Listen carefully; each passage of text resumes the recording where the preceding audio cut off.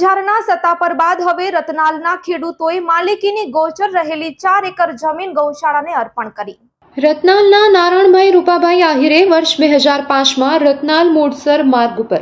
જમીન ખરીદી હતી, જેમાં 4 એકર જમીન ગૌચર જમીન હતી। સત્તાપર ગામની વૃષ પ્રભાવ ગ્રંથરાજની અપીલમાંથી તેમણે પ્રેરણા લીધી અને 4 એકર જમીન ગૌશાળાને અર્પણ કરી। સચ્ચિદાનંદ મંદિરના મહંત ત્રિકમદાસજી મહારાજ અને મહંત ભગવાનદાસજી મહારાજ અને પરિવારજનો પ્રેરક બન્યા હતા। ગૌચર જમીન સોંપણી વેળાએ રસિક સંપ્રદાયના મહંતો અને અગ્રણીઓ હાજર રહ્યા હતા। અંજાર સચ્ચિદાનંદ મંદિરના મહંત ત્રિકમદાસ મહારાજ દ્વારા ગૌવંશ માટે ગૌચર જમીન ખુલ્લી કરાવવાના ભગીરથ કાર્યમાં જોડાઈને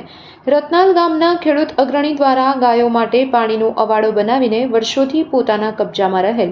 4 એકર જેટલી ગૌચર જમીન કબજા મુક્ત કરીને સમાજને નવી દિશા આપવાની સાથે અન્યને પણ ગૌચર જમીન મુક્ત કરવા કહી પ્રેરણારૂપ કામગીરી કરી છે। સત્તાપર ગામે યોજાયેલ કથામાં સચ્ચિદાનંદ સંપ્રદાયના મહંત ત્રિકમદાસજી મહારાજે શ્રોતાઓને ખાસ કરીને આહિર સમાજને કૃષ્ણના વંશજ હોય કૃષ્ણ પરમાત્મા જે ગાયોને ચરાવવા જતા એ ગાયો માટેની ગૌચર જમીન કે આપણા વડીલો દ્વારા જેને ગાયો માટે અનામત રાખેલી તેના પર છેલ્લે કેટલાક સમયથી ભૂમાફિયા દ્વારા દબાણ કરીને ગાયને ચાલવા માટેના રસ્તા પણ બંધ કરી દીધેલ હોય,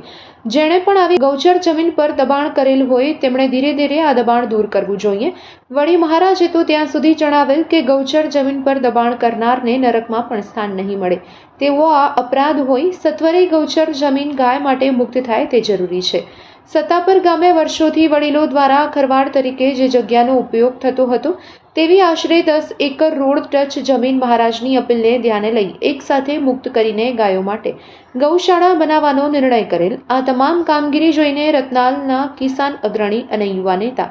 નારાઉભાઈ રૂપાભાઈ આહિરે કે જેમણે 15 વર્ષ પહેલા રતનાલ મોડસર રોડ પર ખરીદેલ જમીનની બાજુમાં આવેલ 4 એકર જમીન પર પોતાનો કબજો રાખેલ હતો, ત્રિકમદાસજી મહારાજને ભગવાન જેમ માનતા અને તેના શબ્દો એટલે એમના માટે બ્રહ્મ વાક્ય છે એવા નારણભાઈએ મહારાજને ફોન કરીને રતનાલ આવવા વિનંતી કરી અને તે પહેલા આ ગૌચર જમીન પર પાણીનો અવાડો બનાવેલ કે જેથી ગાયો આ ગૌચર જમીન પર ચરવા માટે આવે ત્યારે એને પાણીની તરસ લાગે તો અવાડામાં પાણી ઉપલબ્ધ હોય। રતનાલના અનેક રાજકીય અને સામાજિક અગ્રણીઓ તેમજ રતનાલ સચ્ચિદાનંદ મંદિરના મહંત ભગવાનદાસજીની ઉપસ્થિતિમાં ત્રિકમદાસ મહારાજના હસ્તે આ ગૌચર જમીન ગાય માટે નારાયણભાઈ દ્વારા ખુલ્લી મુકાઈ અને આ પ્રસંગે મહારાજે પોતાના ઉદ્બોધનમાં સમગ્ર ગુજરાતની ધર્મપ્રેમી અને કૃષ્ણપ્રેમી જનતાને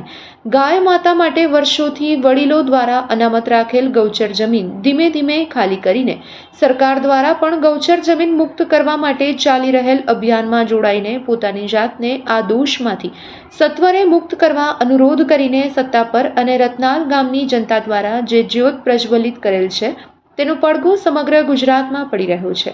સરકારના ગૌચર જમીન મુક્ત કરાવવાના અભિયાનમાં જોડાવા અને ગાયો માટે વધુમાં વધુ સગવડો ઊભી કરવા પોતાની કમાણીમાંથી ગાયો માટે વધુમાં વધુ દાન કરવા શિખામણ આપી હતી। Report by Bharati Makhijani, Gandhidham. જય ગૌ માતા, જય ગોપાલ। તેમ હમણાં જ ગોકુળ ગામ એટલે કે સત્તાપર ગામ મધ્યે જે લોકોએ એક પુણ્યાત્મક કામ કર્યું એટલે કે જે સેંકડા વર્ષોથી જે ગૌચર જમીન હતી જેના પોતાના જૂના બાપ દાદાના પરદાદાના ખારાઓ હતા એ ખારા મુક્ત કરી અને ગૌશાળા માટે જમીન ખુલ્લી કરી આપી 10 એકર સત્તાપર ગામે જે વૃદ્ધ પ્રભા ગ્રંથનો જે પ્રભાવ કહી શકાય ને આ સમાજ ઉપર જે પ્રભાવ પડ્યો છે એ ખરેખર એકદમ જેને ઉત્તમ કહી શકાય, ઉત્તમ વિચારો સાથે જમીન ખુલ્લી કરી અને ગામની ગૌશાળા માટે જમીન સોંપી દીધી છે ને એમાં મિત્રો લગભગ 35 થી 40 માલિકો હતા, અલગ અલગ માલિકો જે તે વખતે। તો એ બધાએ એક જ સુરમાં એક જ મિનિટમાં સૌ નિર્ણય કરી અને જમીન અર્પણ કરી છે ગ્રામ ગાયો માટે થઈને। એનો જે નિર્ણય છે એ નિર્ણયનો જે પડઘો કહી શકાય જેને એનો સીધો પડઘો રતનાલ ગામે પડ્યો છે। રતનાલ ગામે પણ એ પણ સચ્ચિદાનંદ સંપ્રદાય સાથે સંકળાયેલો ગામ છે। એનો પરજપુરા ગ્રંથની કથાઓ આ વખતે 2 કથાઓ છે પરજપુરા ગ્રંથની, એનો જે પ્રભાવ પડ્યો છે રતનાલ ગામ એમાં નારણભાઈ રવાભાઈ આહિર જે મોડસર અને રતનાલ વચ્ચેની જે પોતાની જમીન હતી